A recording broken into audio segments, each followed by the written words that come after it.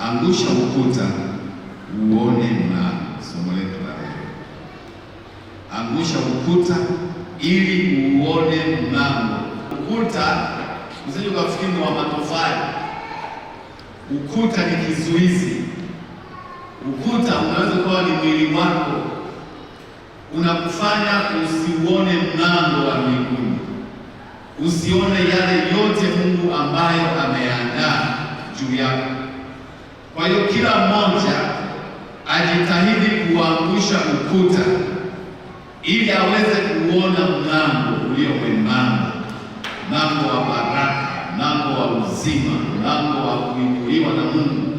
Uko hapo hapo, lakini mtu hauoni kwa sababu ana ukuta, kuna kizuizi. Baba, katika jina la Yesu ninakushukuru kwa sababu wewe ni Mungu wetu. Baba, tufundishe maneno yako ambayo ni siri kubwa. Asante kwa asubuhi ya leo, maana nakutarajia Mungu kutupa neno lako litakalotusaidia katika maisha haya yenye mahangaiko. Mungu, sema nasi sasa katika jina la Yesu Kristo, amen. Tufungue Ezekieli sura ya 8. Leo nataka ukuta wako uanguke, na usipoanguka na leo, wewe ni mtu mwingine kabisa. Ezekieli sura ya 8, tunaanza mstari wa kwanza. Ezekieli sura ya 8 mstari wa kwanza, twende mpaka mstari wa 10. Na mstari wa 10. Ikawa katika mwaka wa 6 mwezi wa 6 siku ya 5 ya mwezi, nilipokuwa nikikaa nyumbani mwangu, wazee wa Yuda nao wali wamekaa mbele yangu, mkono wa Bwana Mungu ukaniangukia huko. Ndipo nikaangalia, na tazama, kana kwamba ni mfano wa moto, tangu mfano wa viuno vyake na chini moto, na tangu mfano wa viuno vyake na juu, kana kwamba ni mfano wa mwangaza kama rangi ya kaharamu. Naye akanyosha mfano wa mkono, akanishika kwa kishungi kimoja cha nywele za kichwa changu, nayo Roho ikaniinua kati ya dunia na mbingu, ikanileta katika maono ya Mungu mpaka Yerusalemu, mpaka mlango wa kuingilia ua wa ndani uelekeao upande wa kaskazini, mahali palipokuwa pamewekwa sanamu ya wivu itiayo wivu. Na tazama, huo utukufu wa Mungu wa Israeli ulikuwapo hapo, sawasawa na maono yale niliyoyaona katika uwanda. Ndipo akaniambia, mwanadamu, inua macho yako sasa uangalie upande wa kaskazini. Basi nikainua macho yangu nikaangalia upande wa kaskazini, na tazama, upande wa kaskazini wa mlango ilikuwapo sanamu ile ya wivu, mahali pale pa kuingilia.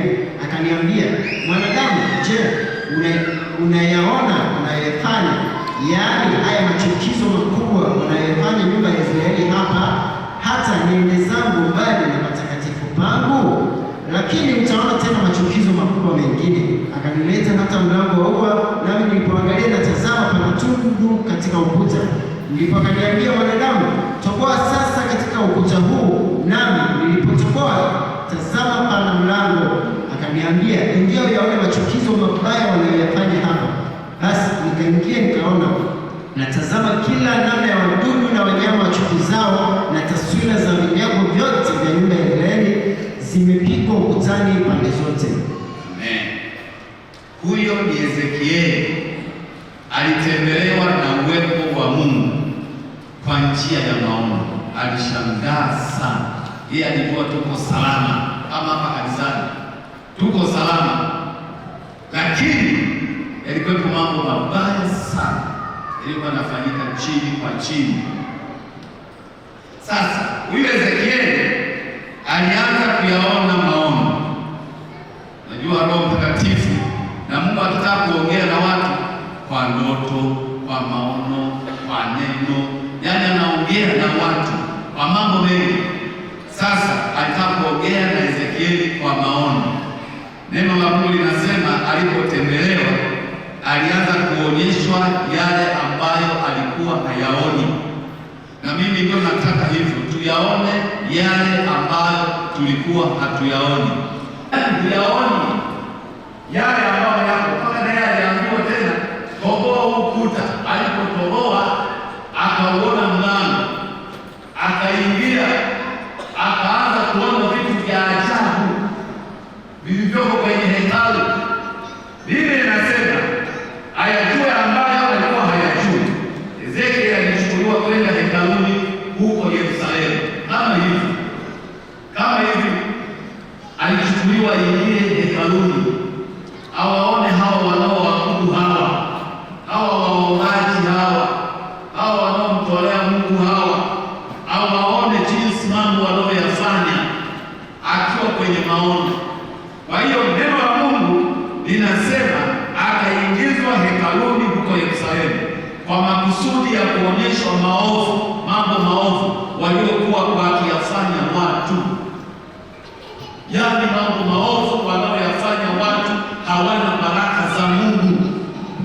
Maovu yanapokuwepo, unapofanya maovu unasingizia na wachawi, kumbe ni wewe mwenyewe unafanya maovu, lakini umejificha sana. Kwa hiyo akachukuliwa hekaluni, anambia hebu tazama huko ndani, naona wanavyosingizia. Maana mtu anataka kumsingizia mwisho na mchungaji, anataka kusingizia wazee wa kanisa, kumbe maovu ni yake yeye mwenyewe. Sasa akachukuliwa ili aweze kuona. Ezekieli alishangaa sana. Kila anaposikia yeye anafanya vizuri na kushauri neno moja, na wewe ufanye vizuri. Usipofanya vizuri, dhambi iko mlangoni na kuotea. Sizungumzi na Kaini, sasa naongea na wewe. Dhambi iko mlangoni na kuotea kwa sababu ya wivu. Yaani hilo ndio lilikuwa kanisa aliloenda kuonyeshwa ya Yerusalemu, na kwanza niliona ni sanamu ya wivu imesimama. Nataka kuambia, yaani mimi ndio namshukuru Mungu. Mimi alimaliza wivu kabisa. Unajua mimi niko hapa nisaidiwe na Mungu. Sasa kuuzi mwingine nisikilize. Nataka nisaidiwe na Mungu, nitembee na Mungu, nimuone Mungu, maana ananipeleka mahali pazuri sana.